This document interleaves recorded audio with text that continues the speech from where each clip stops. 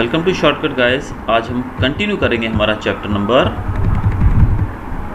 11 जो है the human I and the colourful world.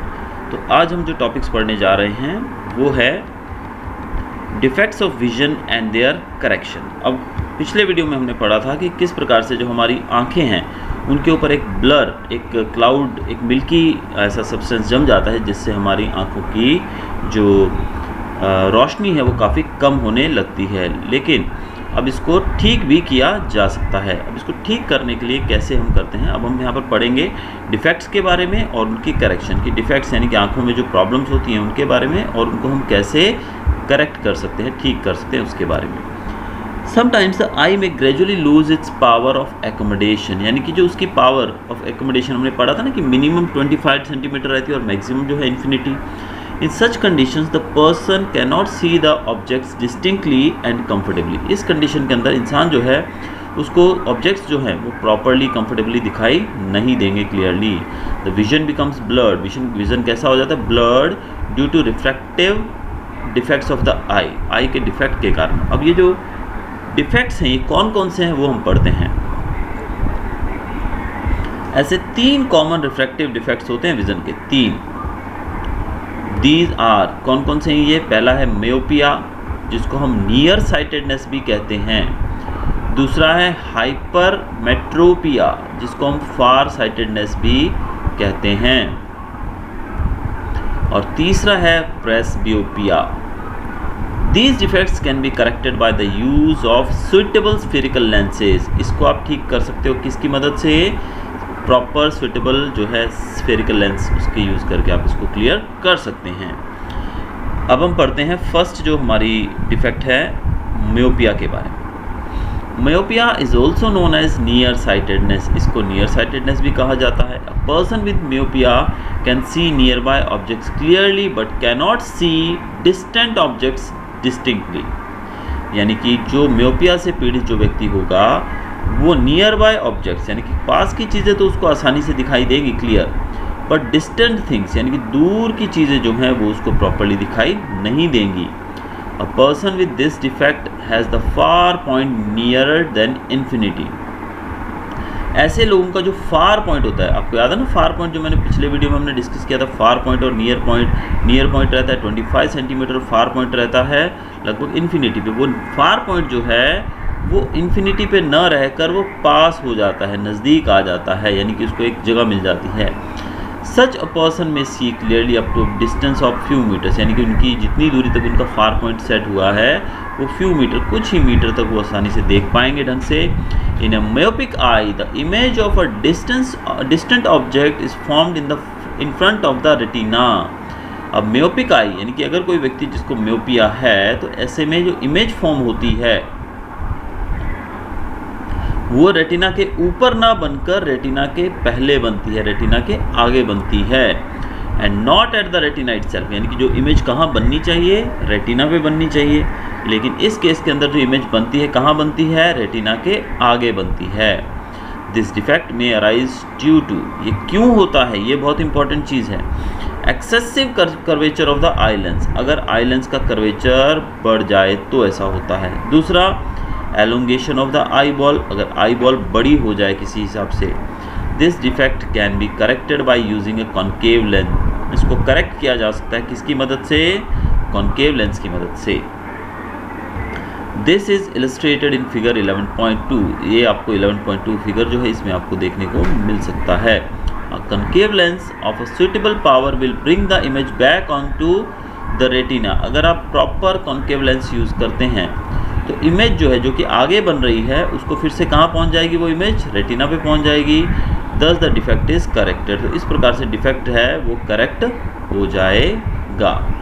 अब हम एक बार इस फिगर को देखते हैं किस प्रकार से फिगर बताया गया है। आप देख सकते हैं यहाँ पर कि जो इमेज फॉर्म होनी चाहिए वो कैसी होनी चाहिए, पहले हमें देखना है। इमेज फॉर्म होनी चाहिए इस प्रकार से। देखिए ये रहता है far point of a myopic आई, ये देखिए फार पॉइंट है यानी कि वो एक पर्टिकुलर जगह पर आ गया है, और इसकी इमेज जो है यहाँ पर बननी चाहिए रेटिना के ऊपर। लेकिन मायोपिक आई में क्या होता है ये देखिए, ये जो है ये सीधी जो रेज जाएंगी वो जाकर सीधी गिरेंगी पहले कहाँ पर, इमेज बननी चाहिए रेटिना के ऊपर, यहाँ पर रिफ्रैक्शन के बाद। लेकिन यहाँ पर आप देख रहे हैं कि वो वहाँ पर इमेज फॉर्म ना होकर, यहाँ पर आप देख रहे हैं ना कि किस प्रकार से ये ऊपर इमेज बन रही है एकदम रेटिना के ऊपर, लेकिन यहाँ पर जो इमेज है यानी कि यहाँ पर जाकर ये सब जो रेस हैं वो इकट्ठी हो रही हैं, तो यहाँ पर जो प्रॉपर इमेज नहीं बनेगी। अब जैसे मैंने कहा कि जो मायोपिया है इसमें है क्या कि जो इमेज फॉर्म होनी चाहिए रेटिना के ऊपर, वो रेटिना ऊपर फॉर्म ना होकर रेटिना के आगे फॉर्म होती है यहाँ पर। तो जब यहाँ पर इमेज फॉर्म होगी तो हमें दिखाई नहीं देगा।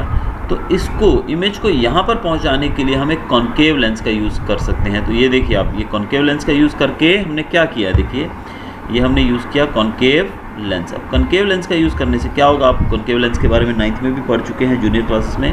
तो आप देख सकते हैं कि यहाँ पर ऐसा करने से जो ये फोकस था यहाँ पर जो रेज गिर रही थी वो सब रेज जाकर डायरेक्टली रेटिना पे गिरने लगी। तो इस प्रकार से आप फिर से प्रॉपर्ली देख पाएंगे। तो ये था हमारा मायोपिया के बारे में, किस प्रकार से इसको करेक्ट किया जा सकता है ये भी हमने यहाँ पर देख लिया है। तो चलिए चलते हैं अभी आगे हाइपरमेट्रोपिया के ऊपर। हाइपरमेट्रोपिया जो है इसको हम फार साइटेडनेस के नाम से भी जानते हैं। अ person with hypermetropia can see distant objects clearly but cannot C nearby objects distinctly. अब ये जो व्यक्ति हैं जिसको हम फार साइटेडनेस कहते हैं, इनको डिस्टेंट ऑब्जेक्ट्स, दूर की चीज़ें तो क्लियरली दिखाई देंगी, लेकिन पास की चीज़ें जो हैं वो इनको प्रॉपर्ली दिखाई नहीं देंगी।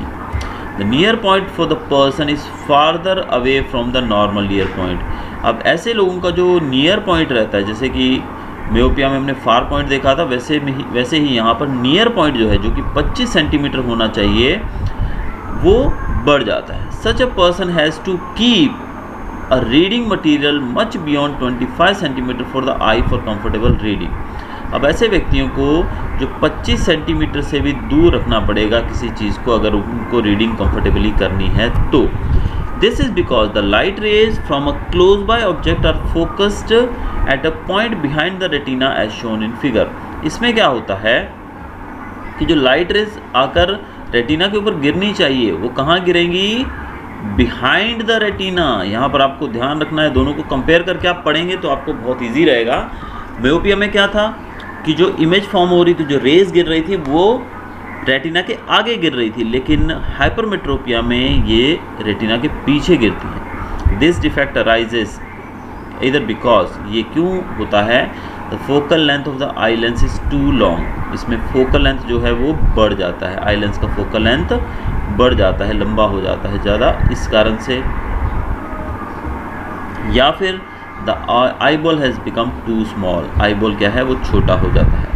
इसको करेक्ट करने के लिए हम कन्वेक्स लेंस का यूज़ करते हैं, यानी कि अगर हमें पास की चीज़ें देखनी है तो हम कन्वेक्स लेंस का यूज़ करेंगे, और अगर हमें दूर की चीज़ें देखनी है तो हम कॉन्केव लेंस का यूज़ करेंगे। इसके लिए आपको फिगर दिया हुआ है यहाँ पर। Eye glasses with converging lenses provide the additional focusing power required for forming the image on the retina. इससे क्या होता है, आई ग्लासेस जो हम यूज़ करेंगे कन्वेक्स लेंस वाले, इससे क्या होगा कि जो फोकस है वो डायरेक्ट कहाँ गिरेगा, जाके वो गिरेगा सीधा रेटिना के ऊपर। आप इसको एक फिगर के द्वारा इसमें देख सकते हैं कि जैसे ये आपका नियर पॉइंट है, यहाँ से जब इमेज बनेगी कहाँ बनेगी, आपके रेटिना के ऊपर आप देख रहे हैं। लेकिन एक्चुअल में क्या होता है, ये आपका नियर पॉइंट था, लेकिन यहाँ पर जो नियर पॉइंट है वो यहाँ से खिसक के पास में आ गया बहुत ज़्यादा, या फिर तो यहाँ से क्या होगा, जब यहाँ से रेज जाएंगी तो वो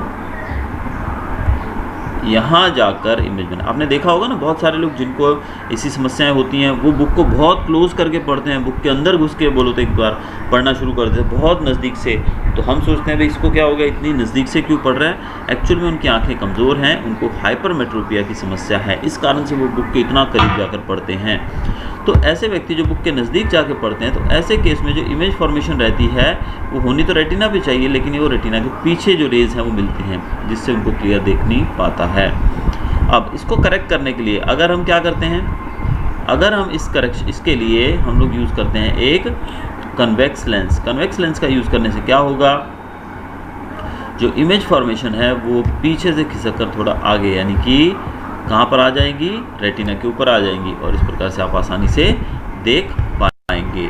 तो इसी को हम कहते हैं हाइपरमेट्रोपिया, और इसको हम इस प्रकार से क्योर भी कर सकते हैं विद द यूज ऑफ, कौन सा लेंस यूज करेंगे हम इसमें, कन्वेक्स लेंस। Very good.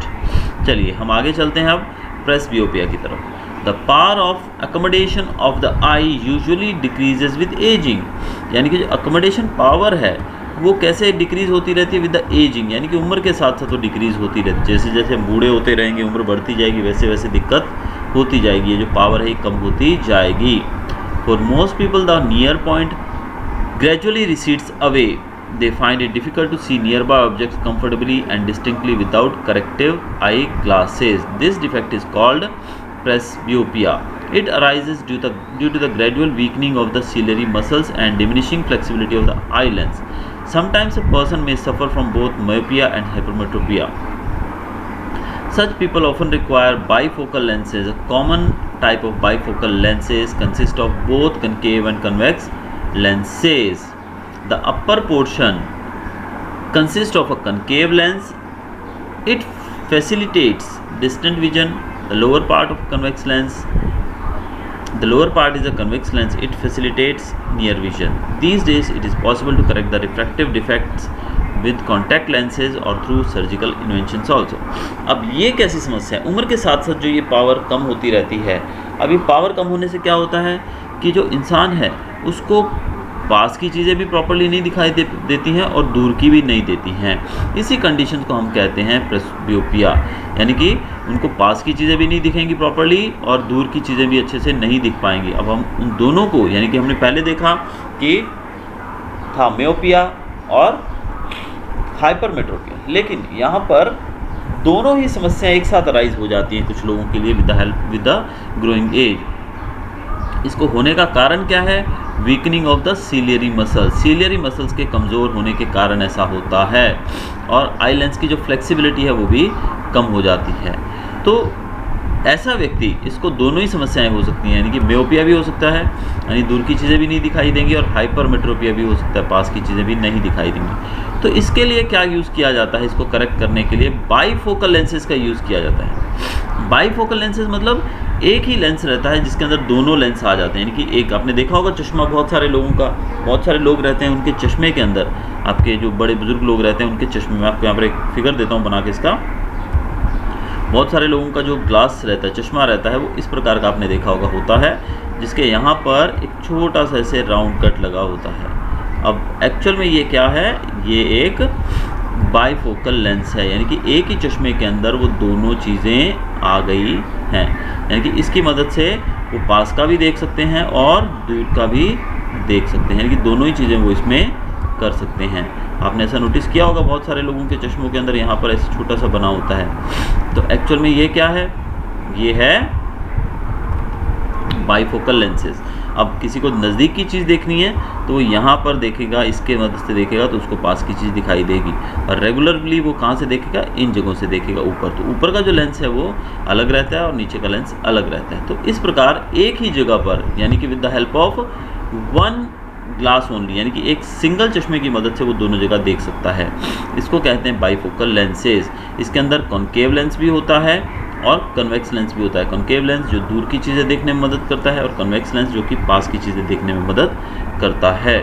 जैसे कि यहाँ पर लिखा है ना, the lower part is a convex lens, lower part रहता है वो कन्वेक्स लेंस। अब आजकल जो है इसको ठीक करने के लिए कॉन्टैक्ट लेंसेज भी आते हैं, आंखों में लगा दिए जाते हैं कॉन्टैक्ट लेंसेज। दूसरा, या फिर सर्जिकल इंटरवेंशंस, यानी कि बहुत सारी सर्जिकल खोजें भी ऐसी हो चुकी हैं जिनके द्वारा मतलब सर्जरी वगैरह करवा के भी आप इस तरीके की सुविधा पा सकते हैं। तो ये थे हमारे डिफेक्ट्स ऑफ आइज़ और उनका उपाय कि किस प्रकार उसको हम दूर कर सकते हैं। Welcome to shortcut guys. हम कंटिन्यू कर रहे हैं हमारा चैप्टर नंबर 11 ह्यूमन आई। अब पिछले दो वीडियो में हमने पढ़ा था ह्यूमन आई के बारे में और डिफेक्ट्स ऑफ विजन और उसके करेक्शन के बारे में। आज हम शुरू करने जा रहे हैं हमारा अगला topic, refraction of light through a prism. एक प्रिज्म के द्वारा जो लाइट है वो रिफ्रैक्ट कैसे होती है वो यहाँ पढ़ेंगे। आपने प्रिज्म तो देखा ही होगा, क्या होता है प्रिज्म। अगर आपने नहीं देखा है तो मैं यहाँ पर एक छोटा सा फिगर आपको बना के बताता हूँ। जो प्रिज्म रहता है वो इस प्रकार का एक, इस आकृति का एक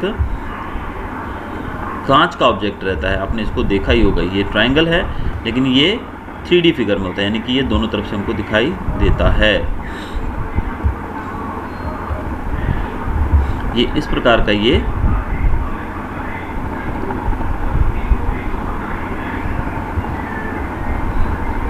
इस तरह से आपने देखा होगा, इसको कहते हैं हम प्रिज्म। इसके अंदर से किस प्रकार से जो लाइट है वो पास होती है, यहाँ पर हम ये पढ़ने जा रहे हैं। You have learned how light gets refracted through a rectangular glass slab। हमने ये भी पढ़ा था कि रेक्टेंगुलर ग्लास स्लैब में से किस तरह से लाइट पास हो सकती है।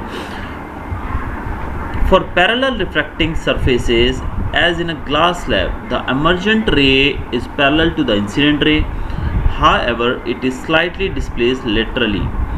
How would light get refracted through a transparent prism? Consider a triangular glass prism. It has 2 triangular faces and 3 rectangular lateral surfaces. These surfaces are inclined to each other. The angle between its 2 lateral surfaces is called the angle of the prism. अब जो prism रहता है उसको आप जानते हैं कि उसके आप देखेंगे तो एक तरफ से उसको एक तरफ का उसका जो हिस्सा रहेगा वो इस प्रकार से रहेगा, यानी कि रेक्टेंगल की तरीके से रहेगा। और इसके नीचे का अगर हिस्सा देखेंगे हम तो वो भी रेक्टेंगुलर रहेगा, और तीसरा हिस्सा है वो भी रेक्टेंगुलर रहेगा।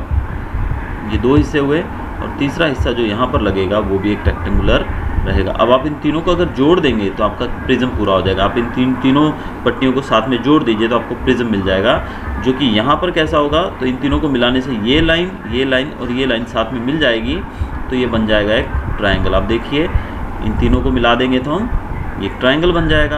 अब यहाँ पर ये जम जाएगा तो ये एक रेक्टेंगल है, यहाँ पर ये जमेगा तो ये भी एक रेक्टेंगल है, और ये जो है ये भी एक रेक्टेंगल है। तो ये हैं इसके सरफेसेस। अब हम देखते हैं कि इसके जो सरफेसेस हैं, इस जो एंगल फॉर्म करते हैं उसको हम कहते हैं एंगल ऑफ द प्रिज्म। अब इस एक्टिविटी को हम एक शुरू करते हैं, आगे देखते हैं क्या है इसमें। देखिए आप यहाँ पर देख सकते हैं ये है प्रिज्म। इसमें जब हम इसमें से एक लाइट की रे जाएगी, जैसे कि PQ जो है वो इमर्जेंट इंसिडेंट रे है। जब ये रे PE, this is P and this is E, PE जो है वो कौन सी रे है, इंसिडेंट रे है। आप यहाँ पर देख सकते हैं, मैं अंडरलाइन करता जा, this is the incident ray. और जब ये यहाँ पर जाकर इस प्रिज्म से टकराएगी तो यहाँ से जाकर ये इस तरफ चली जाएगी और यहाँ से ये ऐसे बाहर निकलेगी, यानी कि FS के रूप में ये बाहर आएगी।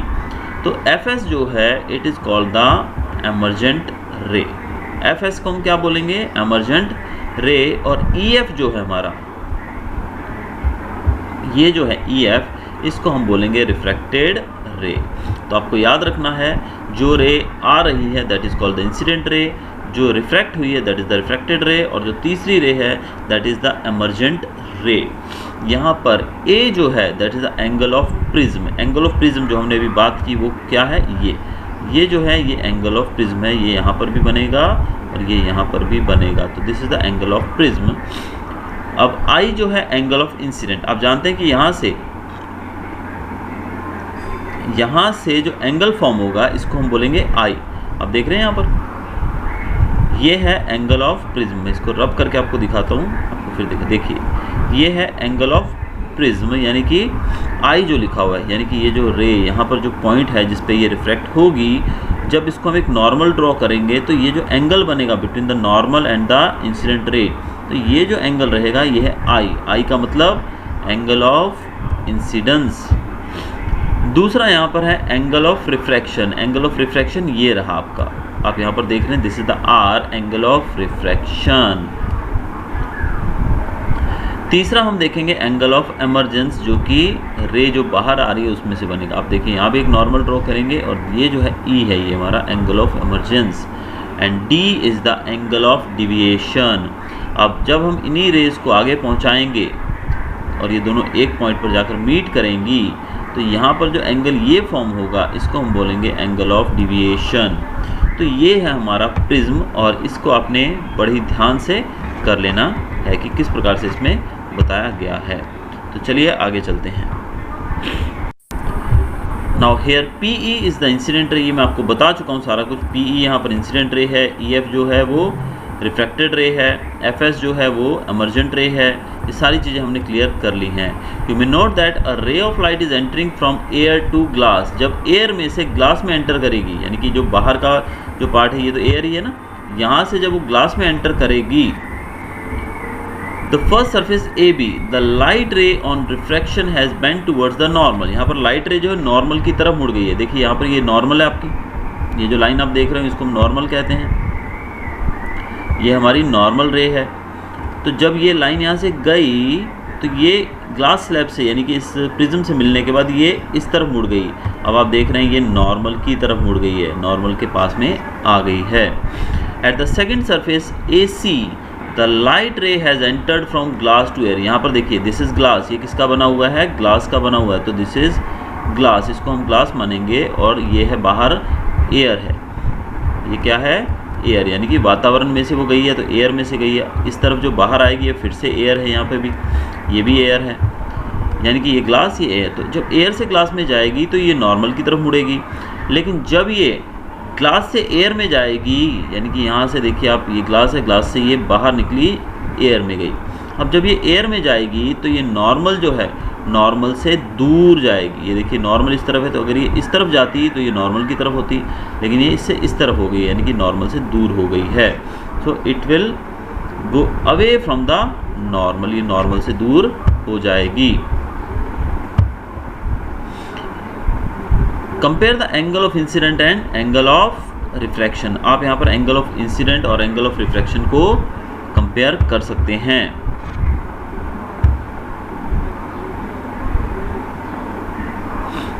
Is this similar to the kind of bending that occurs in glass slab? The peculiar shape of the prism makes the emergent ray bend at an angle to the direction of the incident ray. The angle is called the angle of deviation. यहाँ पर हमने angle of deviation के बारे में पढ़ लिया है पीछे कि what is angle of deviation. In this case, angle D is the angle of deviation. Mark the angle of deviation in the above activity and measure it. आप यहाँ पर जैसे मैंने बताया आपको, आप उस तरीके से इसको जान सकते हैं। तो चलिए आगे चलते हैं। Dispersion of white light by a glass prism. अब ग्लास प्रिज्म में से वाइट लाइट जब पास होगी तो क्या होगा। आपने रेनबो देखा होगा, रेनबो को जब हम देखते हैं तो हमें बहुत ही अच्छा लगता है, हम उसको बहुत सराहते हैं, उसकी बहुत तारीफ भी करते हैं। किसकी, हम रेनबो की बात कर रहे हैं। How could the white light of the sun give us various colours of the rainbow. अब एक्चुअल में ये सब जो होता है, ये वाइट लाइट होती है ना सन की, उससे ही होता है। आप जानते हैं जब बारिश के दौरान कभी धूप निकल आती है, जब बारिश होती है और उसी टाइम धूप निकल आती है तुरंत, तो हमें रेनबो दिखाई देता है। तो इसका मतलब जो वाइट लाइट है उसी से ये रंग बने हैं। अब हमें देखना पड़ेगा कि ये रंग कैसे बनते हैं। The inclined refracting surfaces of a glass prism show exciting phenomena. Let us find it through an activity. चलिए इसको भी हम करके देखते हैं। The prism has probably split the incident white light into a band of colors. आप जानते हैं, जैसे मैंने पीछे आपको समझाया है कि जो लाइट रे यहाँ से जाएगी वो कैसे मुड़ जाएगी, वो इस तरफ मुड़ जाएगी, उसके बाद वो emergent रे इस प्रकार से निकलेगी, जो हम पीछे कर चुके हैं। तो यहाँ पर भी वैसा होगा। Note the colors that appear at the two ends of the color band. What is the sequence of the colors that you see on the screen? The various colors seen are। अब यहाँ पर क्या होगा, जब white light ये जाएगी, white light के जाने से क्या होगा, ये वाइट लाइट गई यहाँ से और यहाँ पर जाकर इसने रिफ्रैक्शन शो किया और ये आगे जाकर डिविएशन शो करेगी, यानी कि बाहर निकलेगी। तो यहाँ पर आप देख सकते हैं ये है violet, then indigo, then blue, then green, then yellow, then orange and then red. ये यहाँ पर थोड़ा सा मिस्टेक है, इन्होंने इंडिगो कलर नहीं दिखाया। तो ये जो हमारा स्पेक्ट्रम रहेगा वो कौन सा रहेगा, विबग्योर रहेगा, यानी कि हमारा जो वो स्पेक्ट्रम जो कि रेनबो के अंदर रहता है, ये उसी को यहाँ पर दर्शाया गया है, विबग्योर। अब ये जो विबग्योर है ये हमें शो करता है कि ये जो सारे कलर्स हैं ये रेनबो के कलर्स हैं, violet, indigo, blue, green, yellow, orange and red. The band of the coloured components of a light beam is called its spectrum. जो कलर्ड जो है चीज़ें the band of the coloured components, जो coloured components का band है, जो coloured जो ये बैंड निकला है पूरा, इसको हम कहते हैं स्पेक्ट्रम। क्या कहेंगे इसको? हम पूरे को स्पेक्ट्रम कहेंगे। You might not be able to see all the colours separately, yet something makes each colour distinct from the other. The splitting of light into its component colours is called dispersion. जो light है वो अपने components colour में जो बदल जाती है, यानी कि वो बढ़ जाती है, इसको हम कहते हैं डिस्पर्शन। क्या कहा जाता है इसको? डिस्पर्शन। तो dispersion of white light into different colours, this is called dispersion. You have seen that white light is dispersed into its 7 color components by a prism. Prism ने इसको 7 कलर्स में डिवाइड कर दिया है। Why do we get these colors? हमें ये colours क्यों मिलते हैं? Different colors of light bend through different angles with respect to the incident ray as they pass through a prism. अलग अलग जो कलर्स हैं वो अलग अलग एंगल पर बेंड करते हैं जब वो इसमें से पास होते हैं। The red light bends the least while the violet the most. सबसे ज़्यादा जो बेंड होता है वो होता है वायलेट कलर, और सबसे कम जो बेंड होता है वो होती है red light. Thus the rays of each color emerge along different paths and thus become distinct. It is the band of distinct colors that we see in a spectrum.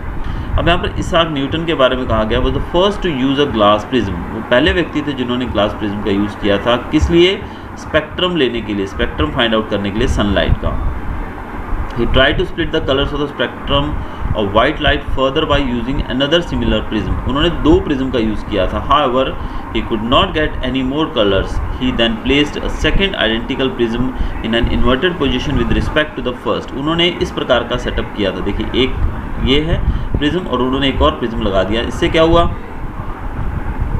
कि जो वाइट लाइट यहाँ से enter हुई थी, उस white light को यहाँ से जाने के बाद इनको दूसरी तरफ जो है पूरा स्पेक्ट्रम मिल गया था। देखिए, ये गया और यहाँ पर हमको पूरा स्पेक्ट्रम यहाँ पर मिल गया। लेकिन जब दूसरा प्रिज्म रखा गया तो ये जो लाइट थी इसमें एंटर हुई। अब ये जो लाइट थी ये स्पेक्ट्रम था, तो जब ये स्पेक्ट्रम इसमें गया तो वो फिर से वाइट लाइट बनकर बाहर आ गया, यानी कि वाइट से फिर से वाइट लाइट बन गई। तो चलिए आगे देखते हैं क्या बताया गया इसमें।